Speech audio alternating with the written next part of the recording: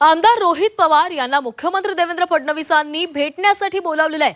आज दुपारी रोहित पवार मुख्यमंत्री देवेंद्र फडणवीस यांची भेट घेणार आहेत। डीजीसीए आणि बीएसआर कंपनीवर गुन्हा नोंदवण्यासाठी Rohit Pawar marine drive police ठाण्यामध्ये गेलेले होते, मात्र गुन्हा नोंदवला गेला नाही आणि त्यामुळेच पोलीस आणि राष्ट्रवादी काँग्रेसच्या कार्यकर्त्यांमध्ये राडा झालेला होता। या पार्श्वभूमीवर मुख्यमंत्री आणि रोहित पवार यांच्यामध्ये चर्चा होणार आहे। तर आज गुन्हा दाखल करण्यासाठी रोहित पवार हे बारामतीला देखील काही वेळातच पोहोचणार आहेत आणि दुपारी रोहित पवार आणि मुख्यमंत्री देवेंद्र फडणवीस यांची चर्चा होणार आहे। काल मरीन लाईन्स पोलीस स्टेशनमध्ये रोहित पवार आणि पोलिसांसोबत वाद झालेला होता। रोहित पवार हे तक्रार देण्यासाठी गेलेले होते, गुन्हा नोंद करावा, गुन्हा दाखल करावा अशी मागणी रोहित पवारांनी केलेली होती, मात्र पोलिसांनी त्याला नकार दिलेला होता आणि यावरूनच त्यांचा वाद झालेला होता।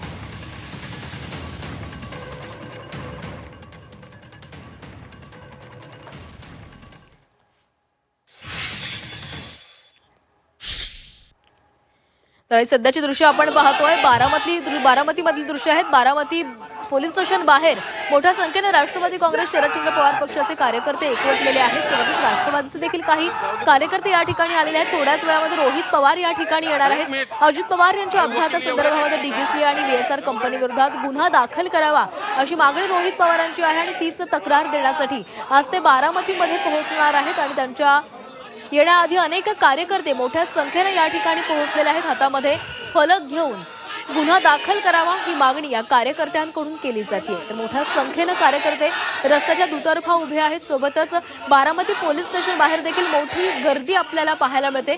काही वेळातच रोहित पवारही या ठिकाणी पोहोचतील आणि ते पोलिसांसोबत चर्चा करतील, गुन्हा नोंद करावा अशी मागणी बारामतीमध्ये ते करणार आहेत। कालच मुंबईतल्या मरीन लाईन्स पोलीस स्टेशनमध्ये ते गुन्हा नोंदवण्यासाठी गेलेले होते, मात्र पोलिसांनी नकार दिला आणि त्याच दरम्यान त्यांचा आणि पोलिसांचा वाद झालेला होता आणि त्यानंतर आपण बारामतीमध्ये गुन्हा नोंदवायला जाणार आहोत असं त्यांनी सांगितलेलं होतं आणि आता ते गुन्हा नोंद करण्यासाठी बारामतीमध्ये पोहोचतात।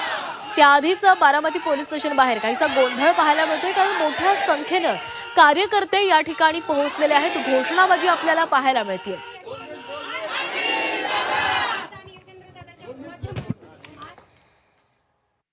दखलपात्र घटना घडली असेल तर त्याची फिर्याद दाखल झालीच पाहिजे। जर कोण फिर्यादी नसेल, जर कुठला फिर्यादी नसेल तर स्वतःहून पोलिसांनी फिर्याद दाखल केली पाहिजे अशी कायद्यात तरतूद आहे।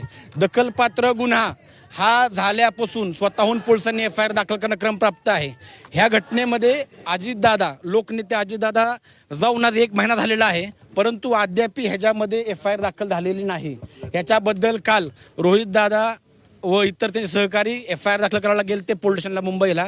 त्यांना म्हणले आम्ही तुम्ही बारामती दाखल करा, घटना इथं घडली म्हणून। आता आम्ही इथं आलेलो आहोत। आमची एकच मागणी आहे, ॲक्सिडेंटची केस हे दखलपात्र आहे, हे झालीच पाहिजे। त्यावर रोहितदादांकडे जे काही पुरावे असतील ते आता आणतील आपल्या इथं, हे देतील पोलिसांना। त्या अनुषंगाने पोलिसांनी कायद्याच्या कक्षात राहून रोहितदादांनी जे काही डॉक्युमेंट्स त्यांच्याकडे ते सादर करून पोलिसांनी फिर्याद दाखल करून घ्यावी।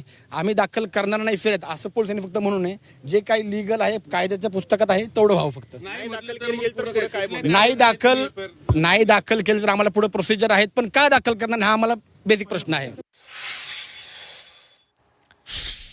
तर या संदर्भामध्ये आपण बोलणार आहोत। आमचे प्रतिनिधी चंद्रकांत फुंदे आपल्यासोबत जोडले गेलेले आहेत। चंद्रकांत, काही वेळातच रोहित पवार देखील बारामती पोलीस स्टेशनमध्ये गुन्हा नोंदवण्यासाठी पोहोचतील, मात्र त्यापूर्वीच कार्यकर्त्यांनी मोठी गर्दी केलेली आहे। काहीसा गोंधळ देखील झाल्याचं पाहायला मिळतं, कारण मोठ्या संख्येनं कार्यकर्ते या ठिकाणी आले। होय, कार्यकर्ते इथं आक्रमक होताना सगळ्या महिला आलेल्या आहेत। मला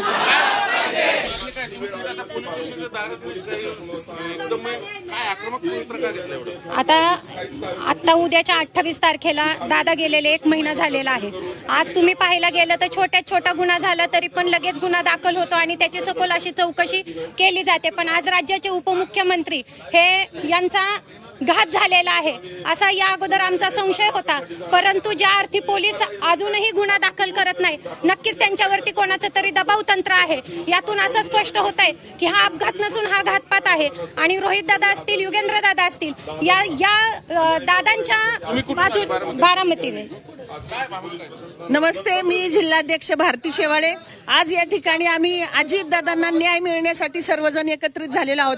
अगदी छोट्यातला छोटा गुन्हा घडला तरी त्या ठिकाणी दादांनी लगेच FIR दाखल करून घेतलं. अध्यक्ष कुठल्या पक्षाचे? मी राष्ट्रवादी काँग्रेसची कुठली दादांची की पवार साहेबांची, शरदचंद्र पवार साहेबांच्या पक्षाची मी जिल्हा अध्यक्ष आहे.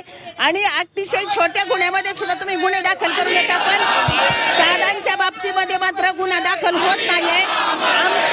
आमची सर्वांची मागणी आहे, जोपर्यंत दादांना न्याय मिळत नाही तोपर्यंत गृहमंत्र्यांनी राजीनामा.